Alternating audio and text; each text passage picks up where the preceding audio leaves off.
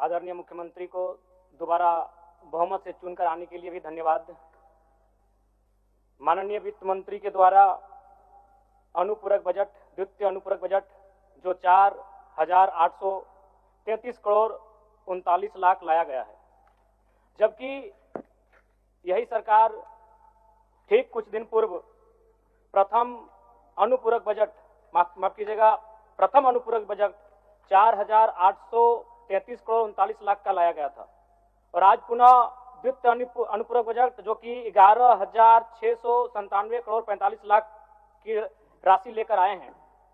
तो महोदय, जब पूर्व में हमारे पास जो निर्धारित राशि होती है और उन राशि को अगर हम खर्च नहीं कर पाते हैं तो फिर ऐसे बजट का एक दिशा का होना और राज्य की दिशा का अलग होना, कहीं ना कहीं चरितार्थ को हम लोग उदाहरण के रूप में प्रस्तुत करते हैं।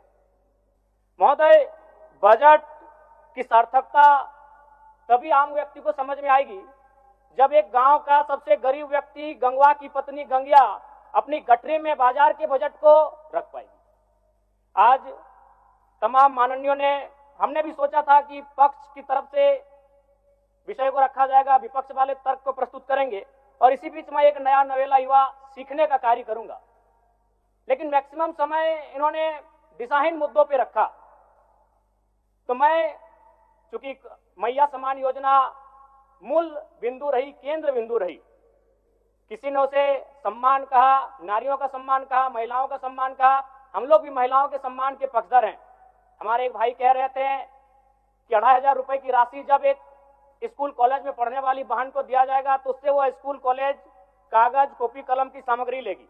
मैं कहना चाहूंगा, अगर आप उसे स्कूल कॉलेज जाने से पहले अगर 2,500 रुपए देंगे तो उसे आप निकम्मा और आलसी बनाएंगे। यदि आपको उस राशि को देना है तो उसके स्कूल कॉलेज जाने के बाद दीजिए, स्कॉलरशिप के रूप में दीजिए। मैं आज पुनः कहूंगा, क्योंकि आप सत्ता पक्ष में हैं, आप संभवतः अपने इस विषय को बचाएंगे, आप अपना पक्ष रखेंगे कि आपने मैया सम्मान योजना एक महान कार्य किया है, लेकिन मैं फिर कहूंगा 18 साल, 25 साल, 30 साल की लड़कियों को जो आप फ्री में 2,500 रुपए दे रहे हैं, आप उनकी प्रतिभा को हनन कर रहे हैं, आप उनकी प्रतिभा को नकारात्मक दिशा में ले जाने कार्य कर रहे हैं। महोदय, मैं इसे आप स्कॉलरशिप का रूप दीजिए। आपको 2,500 रुपए देना है, स्कूल से पहले देंगे ना। मैं कह रहा हूं, मेरी भी सैकड़ों बहनें हैं गांव में, अगर आप स्कूल जाने से पहले 2,500 रुपए उनके हाथ में देंगे, उस पैसे को वह गलत कार्यों में, गलत नहीं कहेंगे, कुछ ऐसे कार्यों में खर्च करेंगी जो लुभावनी हो। स्कूल जाने के बाद, अटेंडेंस के बाद अगर आप देंगे स्कॉलरशिप के रूप में तो वो बहन स्कूल तक जाएगी। दूसरा सवाल और एक महत्वपूर्ण विषय महोदय। एक मिनट माननीय सदस्यगण, सभा की सहमति हो तो सदन की कार्रवाई समाप्त होने तक समय बढ़ाई जाए। बोलिए, अब समाप्त करिए, बोलिए। महोदय, यदि वास्तव में मैया सम्मान की राशि 2,500 रुपए सम्मान है तो मैं चाहूंगा हम लोग एक सार्थक दिशा में बढ़िया। महोदय, आज जितने भी माननीय हैं उनको बस की सुविधा दी जाए, जितने भी माननीय हैं अपने घर से ट्रेन की सुविधा से सदन आए, जितने भी माननीय हैं वो अपना टीए भत्ता का त्याग करे, जितने भी माननीय हैं यह जांच हो कि उनके बच्चे सरकारी स्कूल में पढ़ते हैं या गैर सरकारी स्कूल में पढ़ते हैं, निजी स्कूल में पढ़ते हैं, इस विषय का भी जांच हो।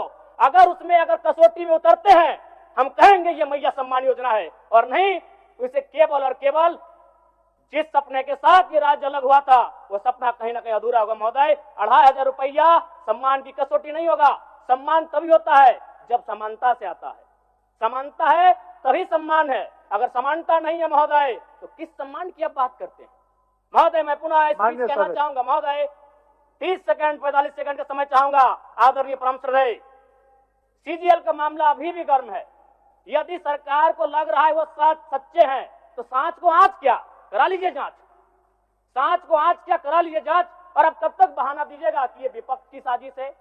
विपक्ष के सारे पे छात्र सड़कों पे नहीं है, सपने टूट रहे हैं, सपने नेशनल नाबूद हो रहे हैं, इसीलिए छात्र सड़कों पर है। और याद रखिएगा, उनके सपनों के बीच कोई आएगा, पहाड़ आए, दरिया आए या चट्टान आए, छात्र टकराएंगे। महोदय, मैं फिर कहूंगा, यदि आप सच हैं तो सच को आज क्या कराइए जांच, सीजीएल की जांच हो। मैं पुनः कहूंगा, खतियान आधारित स्थानीय नीति, विस्थापन नीति पुनः समीक्षा करते हुए लागू कैसे हो उस दिशा में राज्य को बढ़ना चाहिए। और महत्वपूर्ण विषय महोदय, मैं ये कहना चाहूंगा। हो गया माननीय जयराम कुमार जी।